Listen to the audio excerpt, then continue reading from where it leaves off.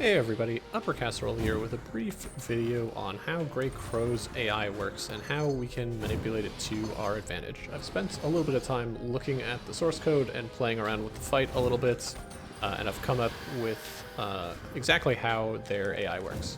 Let's have a look. So this is the flowchart that explains exactly how their behavior works, and we'll just go through it really quickly. It's nothing too complicated, but I'll walk through it.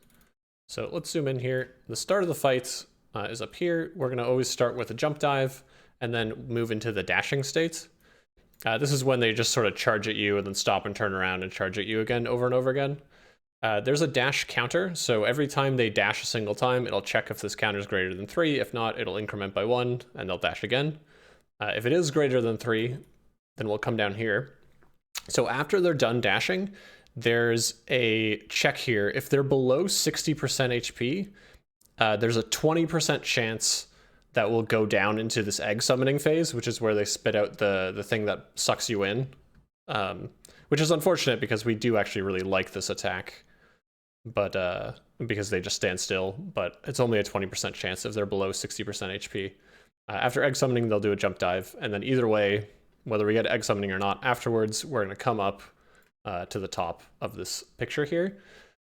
This is, I may have referred to it as a mega dive, or a mega dash rather, which is what it's referred to as in the code.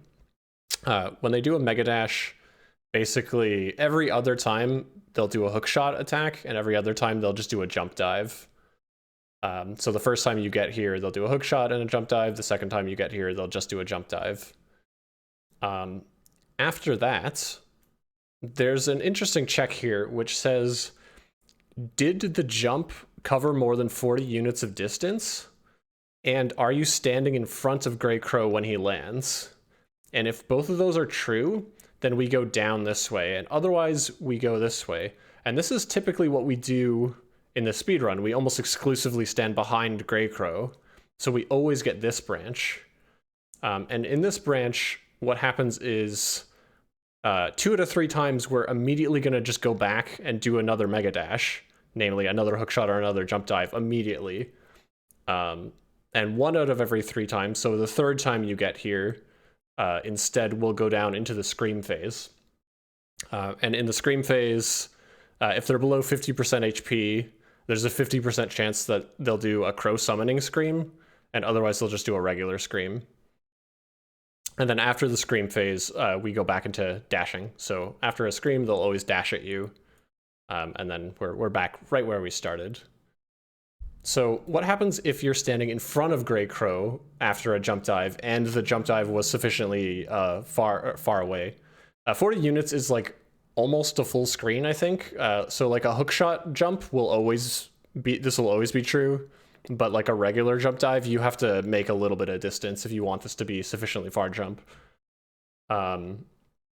So if you're over 40 units of distance away and you're in front of Grey Crow when he lands, the dash counter will get set back to 0 and it'll immediately enter a dash state and thus do 3 dashes. Of note, when we enter the dash state through a scream, the dash counter doesn't get set back to 0. So after a scream, they only dash a single time, because this dash counter is just greater than 3 from the last time. And so we get through the dash phase really quickly. Whereas, again, if you're in front of them, the dash counter does get set back to 0, and they do a full dash phase. So the current strats we use for speedrunning is basically, we're encouraging Grey Crow to hookshot basically as much as possible, because we're mostly just sitting in this loop right here.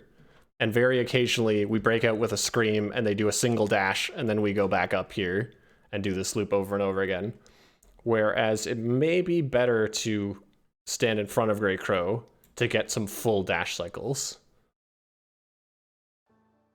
So let's have a look at, let's demonstrate this. Let's have a look at the Grey Crow fight. I'm going to start off this fight by just standing behind them the full time, and we'll see how they behave, and then I'll switch strategies here.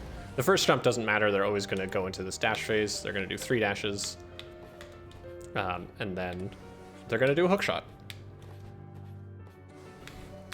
And after this hook shot, they are going to land, immediately jump, and then immediately hook shot again.